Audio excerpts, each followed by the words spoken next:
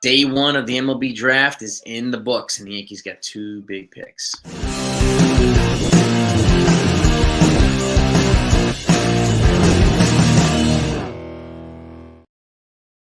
Hey, everybody. Hope you're all doing well. Hope you had a great weekend. So we know the Yankees are now the All-Star break is here. The Yankees are coming off a series win. They won their first series in 6 weeks against the Orioles, and which is good. But they had an opportunity to sweep, and unfortunately, they blew it yesterday. And thanks to Clay Holmes and even to partly to Anthony Volpe and Alex Verdugo, but mostly Clay Holmes.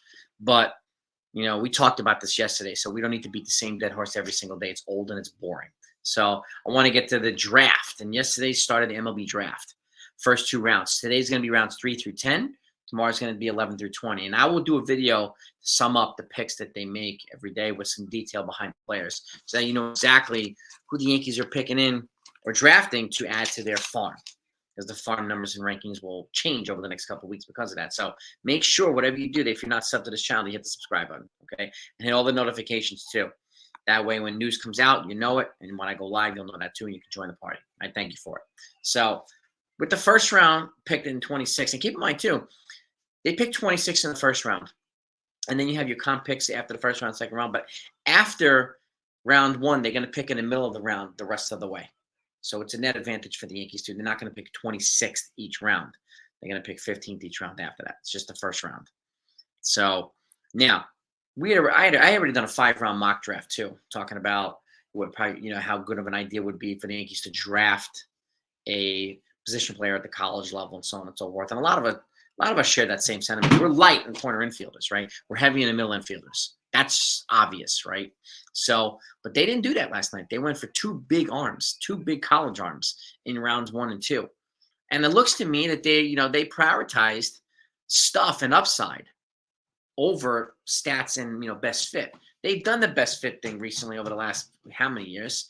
So they're going for upside now. Now, a question is in the back of my mind: are the Yankees doing this so that they can flip some of their pitchers in the farm right now in trades to leading up to the deadline for another arm and another bat, or a combination of the two?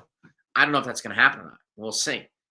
So that could be a reason why they drafted two arms, two big right-handed arms, both from the SEC conference, big college arms. Okay. So first one, this is Ben Hess. Okay. This is the one that surprised me the most.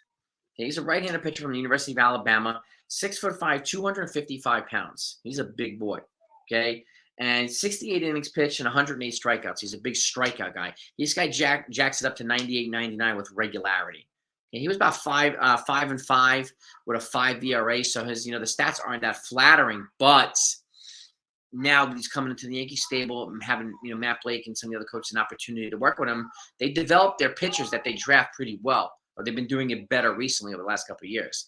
So I don't think he's going to turn into another Andrew Brackman or something like that. So he was the first round pick. The second round pick, this guy surprised me less, okay? This is Bryce Cunningham, and I actually mocked him to the Yankees a couple of days ago. I didn't think he was going to get drafted in the second round. I think I had him in the third round or fourth round, but I still had him mocked to the Yankees. So he's from Vanderbilt University, also from the SEC. Another 6'5" big right-hander. He's 240 pounds.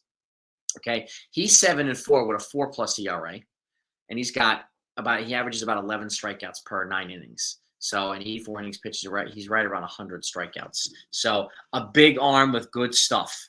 And I'm not surprised that the Yankees pick these guys. I am happy that they pick guys at the college level, because as we know, the MLB draft is different from the NBA draft and the NFL draft. Those guys will get drafted and pretty much be in the pros in a couple months, right? A couple weeks, whatever. Baseball is different. These guys, if you're drafted in high school, it's going to take you several years to get up to the system. If you drafted internationally, several years to get up to the system. I use Jason Dominguez as an example. It took him 4 years to get up to the system and get his call up for the majors. He was drafted at 16. He didn't get up here until 20. Okay. Even guys at the very top take years to get there. So college guys tend to take a little bit less time, because they're probably going to be placed higher levels of the system or move their way up the system a little bit quicker. They're more refined than the high school players. And college players with upside like this tend to move up the system even quicker. So, but that still begs the question that I have is, are they going to flip pitchers for some people at the deadline, because we're hearing so much stuff right now. And the deadline, we're 15 days away from the deadline. So I'll keep you updated on everything that happens one way or the other. You know, I'm looking multiple times today for moves. What are the Yankees going to do? What are the Yankees going to do? This is an opportunity right now. There's 5 days without any games for Brian Cashman and company to, you know, position themselves to strike and make a couple of deals. And they definitely, that showed last night, they definitely need help in the bullpen. We know this already. Okay. They need help on the back end of the bullpen. Okay. Guys that are going to complement or challenge Clay Holmes, because he's proven to me, and he's proven to a lot of folks, I don't know if he can be trusted at the closer position now. I feel too much of a JWS happening, which is a John Wetland syndrome, right? Which is, I'm stressed every time he pitches when he comes in middle league. And that's not a feeling I enjoy having. And I'd imagine a lot of other Yankee fans share that feeling. Okay, so we need, you know, guys like Tanner Scott or somebody's like Ryan Helsley or Andrew Nardi or some other folks, Mike Kopech, guys that can come in here and contribute to the bullpen. There could be some other guys that Brian Cashman will probably get that none of us are talking about. He has a tendency to do that, right? To get people that nobody's talking about or thinking about, right? But we know that they need to trade. They need to add in the infield too, second base and third base. And again, the other question I have is, are they using some of their pitchers in the farm right now and some of the bats to make a trade for a big third baseman, which is why they're loading up in the first 2 rounds with pitchers? Could they be doing that? I don't know. I mean, Ryan McMahon I've talked about as my number 1 choice for third base. But he's from Colorado, and pitchers generally, unless you're a ground ball pitcher, we try to avoid Colorado trades, right? So they don't get lit up, Colorado. So that's that in mind, that factor. But I don't know what they're going to do. But I find it interesting that they went pitching on 1 and 2. I'm really curious to see what they do today, rounds 3 through 10. Okay. I have a feeling they're going to load up across the board. But the more college players, the better off they're going to be. And they've revamped their whole entire farm after 2018. They brought in better player development and better scouts and better draft and everything. So kudos to them. This is why their farm is so deep now. Okay. Even though Cashman does that dumpster diving that people like to call, improving around margins. See, that's what he does to set himself up for some of these bigger moves. So, and like they optioned out Yorba Divas already. He didn't even get to play. So I know that frustrated a lot of Yankee fans and confused a lot of fans too. And I get it, right? But did he play Gleyber Torres to increase his trade value? Don't know. I mean, there's a reason why, you know, Jazz Chisholm and Jonathan India are in trade talks, right? And we know that the Marlins manager, we talked about this already, he's already said he's going to give Chisholm a playing time to increase his trade value. So if Chisholm comes here or India comes here, Torres is gone.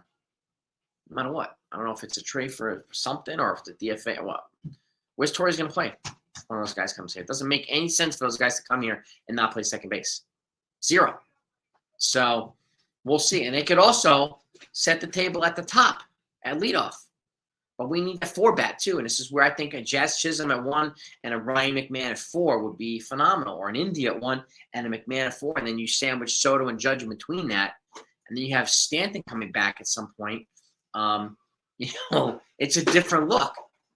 Now it's harder for them to pitch around Soto and pitch around Judge when everybody around them is protecting them. And everybody's healthy like they were in the beginning of the season, which we need them to be again. But nevertheless, those are the 2 first round and the second round picks for the Yankees in the draft. I will update you again on everything, rounds 3 through 10, give you some inside perspective. I'll do my homework on every player that they picked today. It starts at 2 p.m. today Eastern and starts at 2 p.m. tomorrow Eastern. So it'll be a little bit easier the next couple of days, a little bit earlier the next couple of days. So stay tuned, gang. If anything else comes out in Yankee land, you're going to get it. Have a good day. Talk to you next time.